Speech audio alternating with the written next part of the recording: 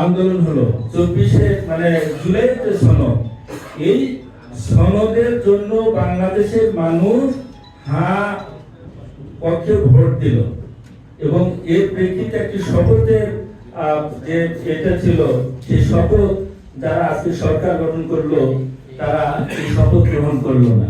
তার মানে কি শপথ গ্রহণ থেকেই শুরু হয়ে গেল জুলাইয়ের যে চেতনা, এই জুলাইয়ের চেতনার বিপক্ষে একটি অবস্থান তৈরি হলো। সম্মানিত ভাইরা, রমজান মাস ইফতারের একেবারে কাছাকাছি এসেছি, বলার বেশি সুযোগ না। আমি একটি কথা বলতে চাই যে জুলাইয়ের চেতনার মধ্যে দিয়ে আমরা একটা বাংলাদেশ পেয়েছি, হয়তো লড়াই সামনে আরো করতে হবে, এর জন্য প্রস্তুতি নিতে হবে এবং ব্যবসায়ীরা অতীতে যেভাবে আন্দোলন সংগ্রামে যেভাবে নেতৃত্ব দিয়েছে, সহযোগিতা করেছে এবং সামনের দিনেও যে কোনো লড়াই সংগ্রামে ব্যবসায়ীদেরকে আমরা কাছে পাবো, এই আহ্বান জানিয়ে আমি আমার কথা এখানে শেষ করছি।